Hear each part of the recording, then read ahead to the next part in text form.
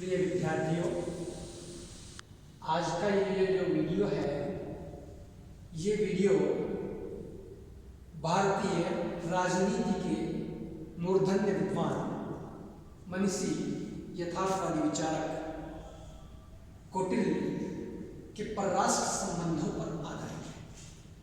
क्योंकि राष्ट्रीय राजनीति और अंतर्राष्ट्रीय राजनीति में मार्गेंथो जैसे विचारकों ने अंतर्राष्ट्रीय राजनीति के जो सिद्धांत दिए हैं, उन सिद्धांतों में कौटिल्य के सिद्धांत अपने आप में महत्वपूर्ण है। और ये जो वीडियो है, एक और बीए पार्ट फर्स्ट और दूसरे और एमए के विद्यार्थियों के लिए लाभप्रद रहेगा, ऐसी मेरी सोच है। आप लोगों को मैं यहाँ इतना सा पहले स्पष्ट कर दूं कि कौटिल्य जैसे विचारक ने राजनीति में मित्र अर्थात सप्तांग सिद्धांत में मित्र को 7वां स्थान दिया है। और ऐसा नहीं है कि सप्तांग का 7वां है, 7वां नहीं, सभी अंग अपने अपने कार्य क्षेत्र में महत्वपूर्ण है, उनमें मित्र भी अपना स्थान रखता है। और यहाँ मित्र और शत्रु दो ही चीज होती है अंतर्राष्ट्रीय राजनीति में, या तो कोई किसी का मित्र होता है या उसका शत्रु होता है, या तटस्थ रहता है समय काल परिस्थिति में, जो आज न स्थायी मित्र है न स्थायी शत्रु है अंतर्राष्ट्रीय राजनीति में, परंतु उन्हें स्थायी बनाए रखना राजा का दायित्व है, जिससे उसकी शासन, सुरक्षा, शांति, व्यवस्था और वैदेशिक स्थिति सुदृढ़ हो सके अंतर्राष्ट्रीय राजनीति। कौटिल्य का जब हम बात करें तो कौटिल्य की जो प्रसिद्ध पुस्तक है अर्थशास्त्र, उसके अधिकरण सप्तम में अंतर्राष्ट्रीय संबंधों के बारे में विचार किया गया है। और अंतर्राष्ट्रीय संबंधों को समझने के लिए हमें 4 बातों को समझना आवश्यक होगा। कौटिल्य ये कहता है कि अंतर्राष्ट्रीय राजनीति इन 4 बातों पर ही आधारित है, और इन 4 बातों को जो राजा समझ लेता है, स्वामी उन्हें प्रयुक्त करता है, वो एक शक्तिशाली और समर्थ राजतंत्र और सुरक्षात्मक राज्य का अवलंबन करने के लिए सामर्थ्य जुटा देता है। 4 बात जो कहता है कौटिल्य, वो ये कहता है कि एक तो अंतर्राष्ट्रीय राजनीति में उपाय अर्थात कोई भी समस्या हो, उस समस्या का समाधान संभव है, और समस्या है तो उसका समाधान है, और किस समस्या का क्या समाधान हो, अर्थात कोई भी समस्या किस समय उत्पन्न हुई है, तो समय, काल, परिस्थिति, उनको मद्देनजर रखते हुए उन उपायों का राजा को प्रयोग करने की सलाह दी है कौटिल्य ने, जिससे राज्य की सुरक्षा, राज्य की व्यवस्था, राज्य के मित्रों की अभिवृद्धि बनी रह सके, वर्चस्व बना रहे, उसे वो उपाय नाम देता है। और इस उपायों के संदर्भ में वो ये कहता है कि 4 प्रकार के उपाय। दूसरी ओर वो कहता है सारगुण्य नीति, अर्थात 6 गुणों से युक्त नीति, जो अर्थशास्त्र के अधिकरण 12 के अध्याय 1 में वर्णित की गई है, 6 गुणों से युक्त नीति की बात करता है। तीसरी ओर वो कहता है मंडल सिद्धांत। ये जो मंडल सिद्धांत है, दिग्विजय का सिद्धांत है, जो राम राज्य के समय में राम ने भी इसका प्रयोग किया था, जो एक पूरे राज्य मंडल पर एक छत्र राज्य जिसका स्थापित हो, उसे मंडल सिद्धांत के माध्यम से परिभाषित करने का कार्य।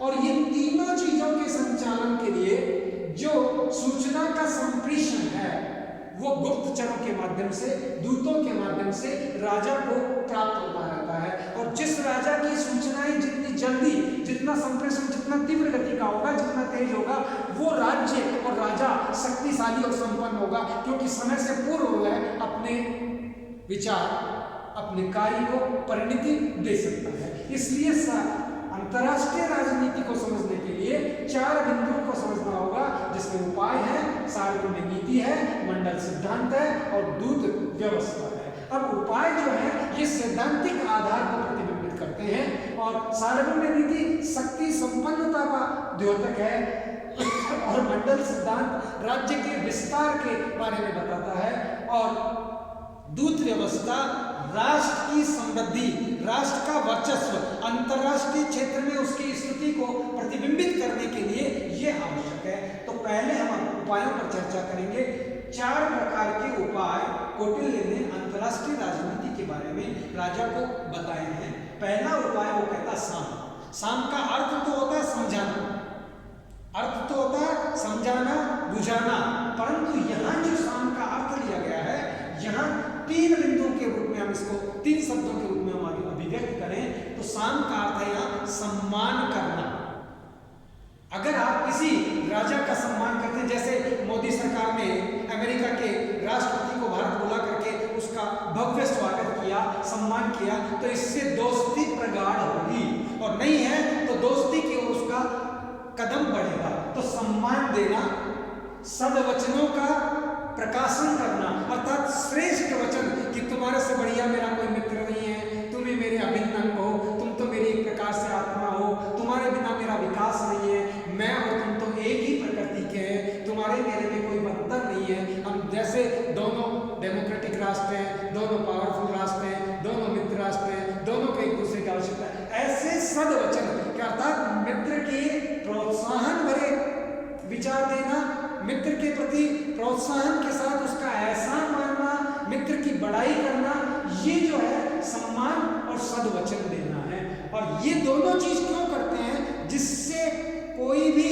राजा जो हो वो आपके अनुकूल हो, आपसे प्रीति करने लग जाए, आपके विरुद्ध न जाए, आपकी दोस्ती को स्वीकार कर ले। तो वो जो उपाय है ये साम का उपाय है। साम मीन्स हर राजा को सम्मान देना, प्रतिष्ठा देना, उसके लिए सद्विचार रखना, उसका सम्मान करना, उसको अपने अनुकूल बनाना साम की नीति है, जिससे मित्रों का विस्तार हो सके। दूसरी ओर वो जो उपाय बता रहा है वो कहता है दान। दान का मतलब होता है देना, अर्थात कोई चीज देना, जैसे दूसरे राष्ट्रों को ऋण देना, जैसे नेपाल है, श्रीलंका है, भूटान है, म्यांमार है, इनको भारत ऋण देता है।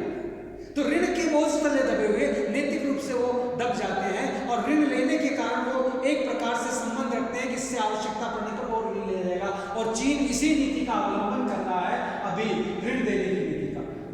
ऋण के साथ कर्ज मुक्ति, कर्ज जो आपने ऋण दिया और ऋण बहुत ज्यादा चढ़ गया, उससे मुक्त कर देना। ऋण को एक प्रकार से सब्सिडी के रूप में, या कह देना कि चलो अब मत दो, आप आज से ऋण समाप्त हो, आप दोबारा फिर ऋण देंगे। तो कर्ज मुक्ति कर देना, ऋण देना, धन देना, एक प्रकार से उपकार करना। और उपकार जब किया जाता है तो व्यक्ति उस उपकार के तले दब जाता है, और वो अगर गलत नीति भी करना चाहे तो वो कहता है इसका मेरे पे उपकार है, इसका मेरे पे एहसान है, इस राजा का मैं कभी विरोध नहीं कर सकता। इसलिए इस नीति को जो राजा लोभी हो, जो राज्य निर्धन हो, जो राज्य तपस्वी हो, क्योंकि तपस्वी जो है वो भी अपनी प्रतिष्ठा को मानता है, नैतिक रूप से वो शामिल होता है और नैतिकता के नियमों से बंधा हुआ होता है, इसलिए वो विपरीत नहीं जा सकता अगर उसको दान दिया गया है। तो निर्धन, लोभी, लोभी भी दान का भूखा रहता है, आज इससे मिल गया दोबारा फिर मिल जाएगा, फिर लेंगे, ये सोने का अंडा देने वाली लोभी। इस प्रकार से वे राज्य जो दान के वशीभूत करके उन्हें अपने नियंत्रण में लिया जा सकता है। तो दान उपाय है एक प्रकार से मित्रों की वृद्धि करने का और शत्रुओं को नियंत्रित करने का। तीसरा उपाय जो बताते हैं कौटिल्य, वो भेद उपाय। भेद का मतलब होता है जो शत्रु है आपका, जो शत्रु राष्ट्र है, उसके हृदय के अंदर की बात को जान लेना। दूसरी चीज, अगर बात ना भी जान पाए तो उसके हृदय में भय उत्पन्न कर देना, शंका उत्पन्न कर देना, मिथ्या प्रचार प्रसार करना, उनमें आपसी फूट डाल देना, कपटपूर्ण लेखों का प्रकाशन करना। इस प्रकार के जो कार्य हैं ये भेद अर्थात संशय उत्पन्न करने वाले कार्य हैं, ये उपाय है। तो शत्रु के अंतर शंका उत्पन्न कर दो कि पता नहीं इसके पास कितनी शक्ति है, पता नहीं है कितना शक्तिशाली है, पता नहीं कभी ये क्या कर देगा, इस पर विश्वास नहीं करना चाहिए। तो हमेशा वो भयभीत बना रहे, ऐसे उपाय अर्थात शत्रु दूसरे राष्ट्र से भयभीत बना रहे तो कभी भी आक्रमण करने की नहीं सोच सकता, कभी भी वो आपके विरुद्ध षड्यंत्र की नहीं सोच सकता। इसलिए उसमें भय बना रहना चाहिए, आपसी फूट उनमें बनाई रखनी चाहिए, शत्रु को हमेशा आंतरिक विग्रह में उलझाए रखना चाहिए। ये भेद नीति है, भेद उपाय। उसके साथ वो कहता है दंड। अंतिम जो उपाय बताता है 4 उपाय में, साम का उपाय, दान का उपाय, भेद का उपाय और दंड। दंड का मतलब है कि जो आपका शत्रु है उसको नष्ट कर देना, उसको समाप्त कर देना, उसे मार देना, उसकी हत्या कर देना।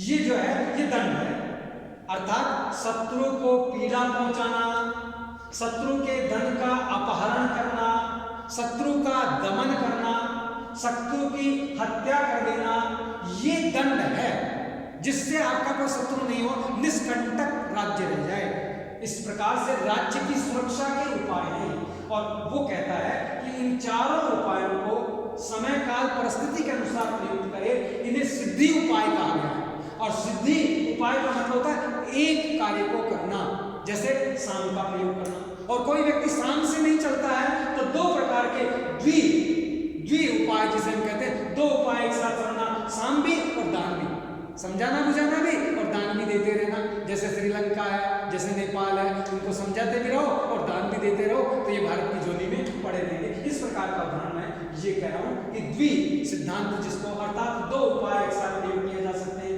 त्रि उपाय, तीनों उपाय भी एक साथ प्रयोग किया जा सकते हैं। और कहीं कोई और विशेष स्थिति हो तो धनु उपाय, अर्थात चारों उपाय भी एक साथ किए जा सकते हैं। साम का भी नीति चले, दान की भी नीति चले और भेद की नीति भी चलती रहे और दंड भी उसको दिया जाता रहे। चारों उपायों का एक साथ अवलंबन करना धनु उपाय कहलाता है। परंतु समय काल परिस्थिति के अनुसार इन उपायों का प्रयोग किया जाना चाहिए। ये अवसर के अनुसार इन्हें प्रयुक्त किए जाते हैं, जिससे राष्ट्र और राज्य की स्थिति सुदृढ़ बनी रहे। ये एक प्रकार से ऐसे साधन हैं जो सैद्धांतिक साधन हैं, जो राज्य के राजा को शक्तिशाली बनाते हैं और उसे सतर्क रखते हैं कि किस प्रकार की नीतियों का वह प्रयोग करो, जिससे इन उपायों से आपके पक्ष में विदेशी राष्ट्र बने। दूसरी ओर वो कहता है कि जो राजा है, जो राज्य है, जो राष्ट्र है, वो राष्ट्र कब शक्तिशाली और संपन्न रह सकता है। उसका शक्तिशाली और संपन्न बने रहने के लिए वो 6.5 में, अर्थात 6 गुणों से युक्त नीति जो अध्याय 12 है, अधिकरण 12 के अध्याय 1 में वर्णित करता है, और वो 6 है संधि। अब संधि का अर्थ क्या होता है? देखिए, दो राज्य जो है परस्पर, उनके मध्य कुछ शर्तों के आधार पर मेल होना संधि कहलाता है। अर्थात दो राज्यों में कुछ शर्तों के आधार पर अगर मेल मिलाप होता है, समझौता होता है, तो उसे संधि कहते हैं। और ये अधिकरण 7 जो है उसके अध्याय 3 में विस्तृत विवेचना संधि के संदर्भ में कौटिल्य करता है।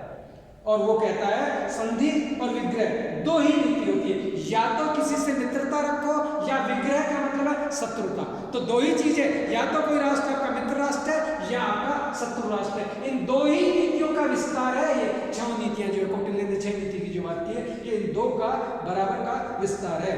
तो ये कहता है कि संधि विभिन्न प्रकार की हो सकती है। विजक्षु, जो विजय की अभिलाषा रखने वाला मंडल सिद्धांत का राजा है, जो राजा अपनी सीमा का विस्तार करना चाहता है, उस राजा को इस प्रकार की इन सभी नीतियों का, इन सभी प्रकार की नीतियों को समझना होगा और इससे संचालित करना होगा। तो विग्रह का मतलब होता है शत्रु का अपकार करना। जो भी शत्रु है उस शत्रु राष्ट्र का अपकार करना। उपकार करना तो होता है उसको अपने पक्ष में लेना, अपकार का मतलब होता है उसका विरोध करना, उससे शत्रुता बढ़ाना, उसको नष्ट करना, उसमें विग्रह कर देना। इस प्रकार से वो कहता है कि जैसे हम यहाँ विग्रह की बात कर रहे हैं, ऐसी संधि, संधि की भी जब बात करें तो संधि भी 3 प्रकार की होती है, दंडोपन संधि, देशोपन संधि और कोशोपन संधि। जो दंड है वो दंड के आधार पर किसी राज्य ने आपके साथ, आपका मित्र था, फिर भी आपके विरुद्ध दूसरे से मिल जाता है या छुटपुट घटनाएं करता है, तो उसे दंड देना, अर्थात कुछ उसे आत्मसमर्पण करने के लिए बाध्य कर देना, उसे पराजित कर देना, उससे बांध देना, ये संधि है। उसके राजपुत्र को अपने क्षेत्र में दूत बना करके रख लेना और उसको बंदी बना लेना। इस प्रकार की जो संधि है वो पुरुष संधि, दंडोपन संधि कहलाती है। और दूसरी ओर देशोपन संधि है, दूसरे राज्य राष्ट्र के क्षेत्र पर अपना कब्जा रख लेना कि ये राष्ट्र आपका, ये जो क्षेत्र है ये हमारे गिरवी रहेगा, या हम इसका जब आप हमको चुका देंगे तब ये छोड़ दिया जाएगा। इस प्रकार की जो बातें हैं वो देशोपन संधि कहलाती है, अर्थात देश के आधार पर भू क्षेत्र पर अपना भाग रखना, अधिकार जमा लेना, इच्छित संपन्नता रखना। और कोशोपन का मतलब होता है उसकी एवज में कोष रखना, जैसे ऋण देते हैं तो कोष रखते हैं, उस प्रकार की कोशोपन संधि है। उपकार संधि है, कन्यादान है, विवाह है, इस प्रकार के संबंधों में बांध लेना ये कहलाता है। तो विभिन्न प्रकार की संधियों की कौटिल्य ने यहाँ चर्चा की है, पर हम यहाँ संक्षेप में यही कहते हैं संधि का मतलब दो राज्यों के मध्य होने वाली शर्त और मेल मिलाप को संधि कहते हैं। और शत्रु राष्ट्र के अंदर अपकार करना, उसे प्रताड़ित करना, उसे हानि पहुंचाना, ये विग्रह नीति कहलाती है। विग्रह का मतलब होता है उसमें फूट डाल देना, अर्थात अपकारों को विग्रह कहते हैं। शत्रु का अपकार करना विग्रह कहलाता है। ये अधिकरण 7 के अध्याय 4 में कहा गया है कि शत्रु का जो तिरस्कार किया जाए, शत्रु को क्षीण किया जाए, लोभी शत्रु के अंतर्गत कलह मचा दिया जाए, गुप्तचरों के माध्यम से उस जो शत्रु राज्य है उस राज्य में फूट डाल दी जाए, ऐसे विचक्षु राज्य को करना चाहिए, क्योंकि विग्रह के अवसरों का सूक्ष्म विश्लेषण कौटिल्य ने यहाँ किया है, इससे प्रमाणित हो जाए। आसन का मतलब होता है एक स्थान पर तटस्थ रहना या अपने स्थिति को मजबूत करने की प्रतीक्षा करना। दो राष्ट्र आपस में लड़ रहे हैं, अब मान लीजिए दोनों लड़ रहे हैं तो वो युद्ध की प्रतीक्षा करता रहे कौन जीत रहा है कौन हार रहा है, क्योंकि जिससे उसको लाभ हो उसके पक्ष में जाए। क्योंकि जिस आप गए किसी के पक्ष में, वो हार गया तो आपको और हानि हो गई, आपसे और शत्रुता हो गई। इसलिए शांत बैठना, आत्मरक्षा के लिए धीरे धीरे अपनी शक्ति को ताकतवर बनाए रखना, धीरे धीरे साम्राज्य के विस्तार से पहले अपनी शक्ति सेना की अभिवृद्धि करना है, युद्ध की प्रतीक्षा करना है कि ऐसे अवसर आए जिस समय मान लीजिए, जैसे हम कहते हैं रूस के अंतर्गत हिटलर की पराजय क्यों हुई, क्योंकि उस समय ठंड का मौसम था, तो मौसम का इंतजार करना कि जहां बर्फ गिरेगी, ठंड होगी, तो इसके सैनिक अपने आप एक प्रकार से बर्फ और सर्दी के अंतर्गत ही आधी सेना समाप्त हो जाएगी। तो ये जो प्रतीक्षा है, समय की प्रतीक्षा, उसके साथ उसके कमजोर होने की प्रतीक्षा, उसके साथ उसके हार जाने की प्रतीक्षा, उसके शत्रुओं की वृद्धि की प्रतीक्षा, ये जो है आसन कहलाता है। अर्थात युद्ध की प्रतीक्षा करना कि आज युद्ध नहीं होगा, युद्ध तो होगा क्योंकि मेरा शत्रु है, कभी भी युद्ध होगा, पर अपनी शक्ति की अभिवृद्धि करते रहना और साथ में शांत बैठे रहना और अवसर की ताक में रहना, ये आसन है।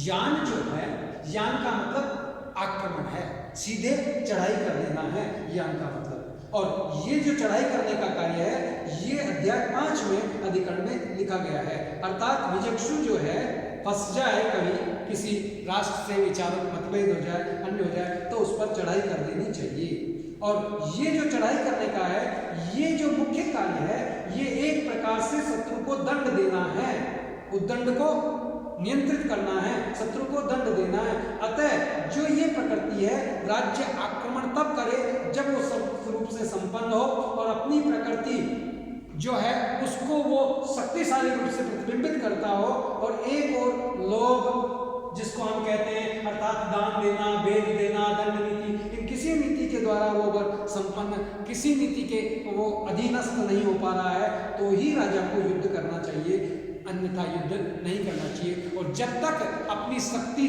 ताकतवर नहीं हो और शत्रु कमजोर नहीं हो और विजय की पूर्ण आशा न हो, तब तक युद्ध का अवलंबन नहीं किया जाना चाहिए, परंतु अपनी शक्ति की अभिवृद्धि करना चाहिए और शत्रु को दंड देने के लिए युद्ध भी किया जा सकता है। संशय की जब हम बात करते हैं, ये संशय जो है आत्मसमर्पण करना संशय है, सही पूछो तो।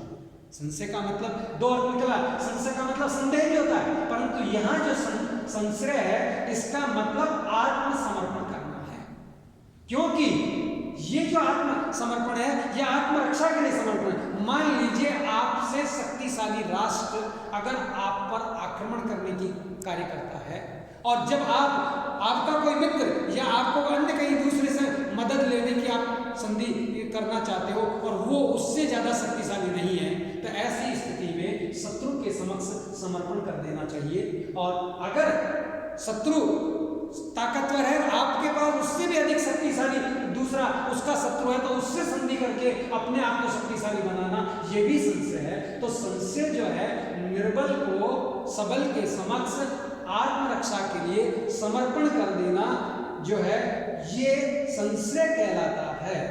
तो समर्पण के प्रति कैसा व्यवहार करें, विस्तारवादी व्यवहार है या शांत व्यवहार है, अर्थात पराजित राजा जब वश में बना रहे तो ऐसे के साथ भी श्रेष्ठ व्यवहार किया जाना चाहिए। और अगर शत्रु राजा का समर्पण होता है तो उसके लिए संशय की नीति जो वो कर रहा है, तो उसके लिए सदैव सतर्क रहने का कार्य करना चाहिए। एक नीति जो सार्वभौमिक की छठी नीति है उसे कहते हैं द्वेधी भाव। द्वेध शब्द से दो शब्दों से, द्वे मीन्स दो, भाव मतलब दो नीतियों का एक साथ अवलंबन करना। जैसे संधि और विग्रह, एक और तो वार्ता करना, संधि करना, और दूसरी ओर युद्ध की तैयारी करना और उसको अंतर से कमजोर करना। जैसे भारत और पाकिस्तान के मध्य अटल बिहारी वाजपेयी एक और जा रहे हैं पाकिस्तान की यात्रा पर समझौते के लिए, और दूसरी ओर कारगिल में पाकिस्तानियों ने अपने जो है छुपे हुए रूप में सैनिकों को भेज रहा है। तो ये दो नीति एक साथ चल रही है, एक और संधि की नीति है, दूसरी ओर विग्रह की नीति है। ऐसी नीति का अवलंबन द्वेधी भाव कहलाता है। अर्थात शत्रु को पराजय करने के लिए, शत्रु को परास्त करने के लिए जो है एक नीति का अवलंबन किया जाए और दूसरी ओर उसी से संधि का भी प्रस्ताव रखा जाए। अर्थात एक साथ दो विपरीत प्रवृत्तियों को अपनाना, शत्रु को भ्रमित कर देना, शत्रु को भ्रम में और शंका में डाल देना, संदेह में डाल देना कि कहीं एक और तो ये समझौता कर रहा है और दूसरी ओर कर रहा है, तो कहीं संधि तो नहीं कर रहा। चीन अधिकतर द्विभाव और द्वेधी भाव का ही प्रयोग करता है। अर्थात संधि और विग्रह दोनों को एक साथ करना, दोनों को एक साथ काम में लेना।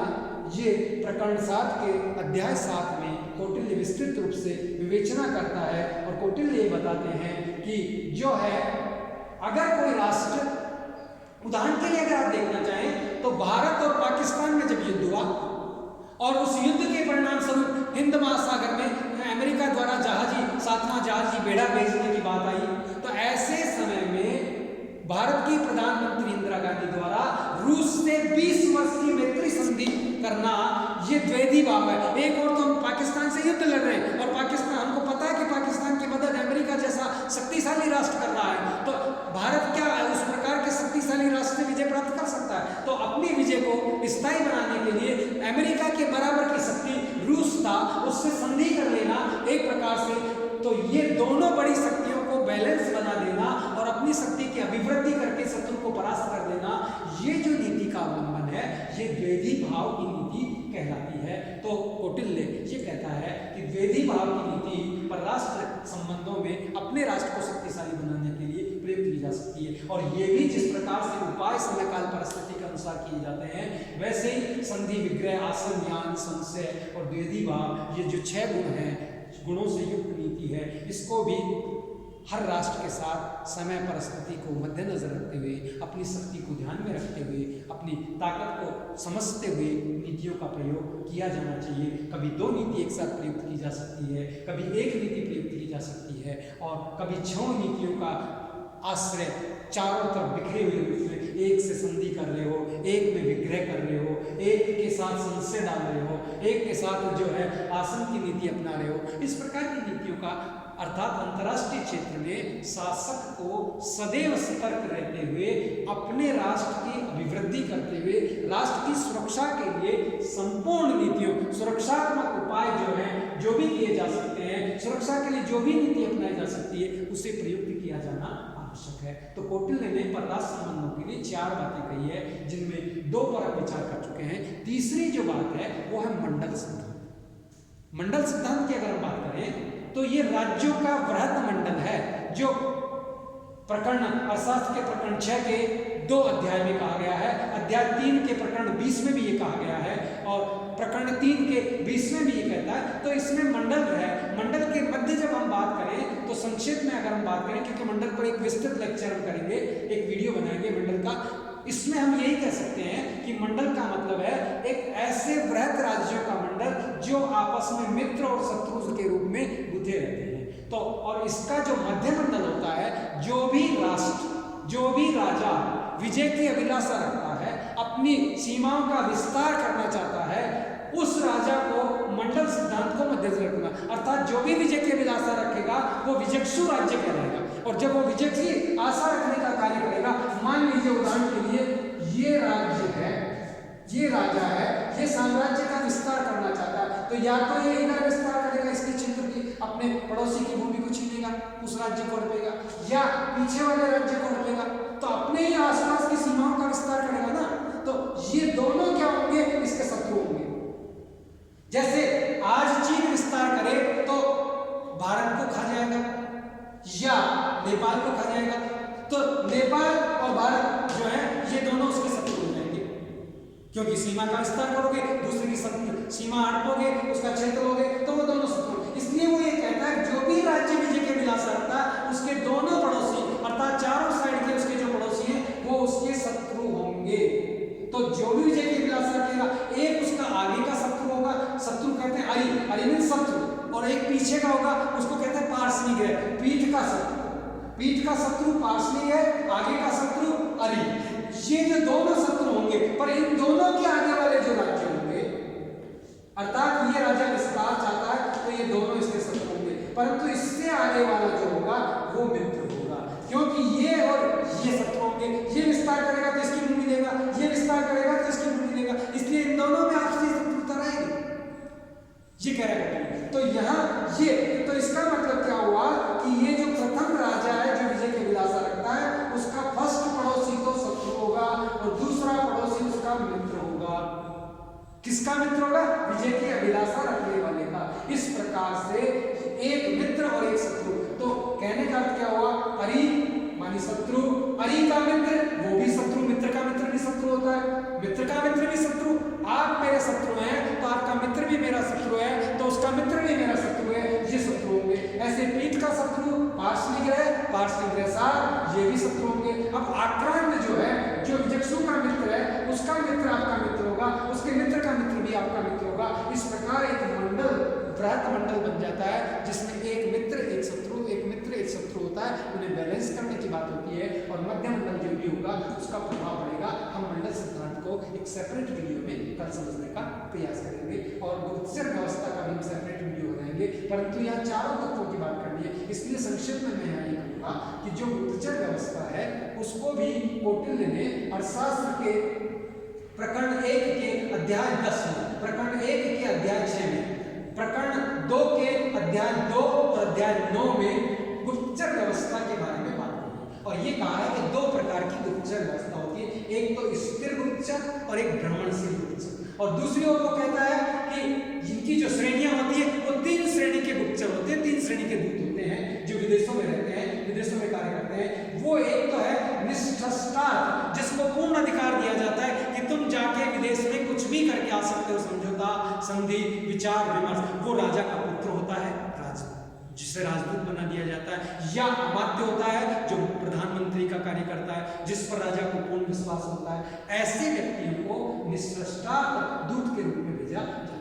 दूसरा होता है तिथिन परिमितार्थ, अर्थात निश्चित कार्य बताया जाता है उसको कि तुम इतना ही कार्य करके आओगे, इससे आगे नहीं करोगे। वो उस कार्य तक ही उसकी सीमाएं निर्धारित कर दी जाती है कि यहाँ तक अगर समझौता आता है, इस प्रकार की बातें होती तो तुम कर सकते हो, इससे आगे होती है तो तुम कह दोगे कि मुझे मेरे अधिकारी से या मेरे राज्य से एक बार वार्ता करनी। और एक शासन हर जो मात्र संदेश देने का कार्य करता है। 3 प्रकार के दूत की श्रेणियां बताई गई है। और दूत जो गुप्तचर विभाग है, दूत व्यवस्था है, उसको वो जो है सूचना संप्रेषण की बात करता है कि जितनी फास्ट सूचनाएं हो उतनी सही हो। तो इसके लिए 2 चीजें करता है, एक तो स्थिर अर्थात जैसे सीबीआई है, सीआईए है, उधर रॉ है, इनका एक स्थिर एक प्रशासनिक ढांचा है पूरा।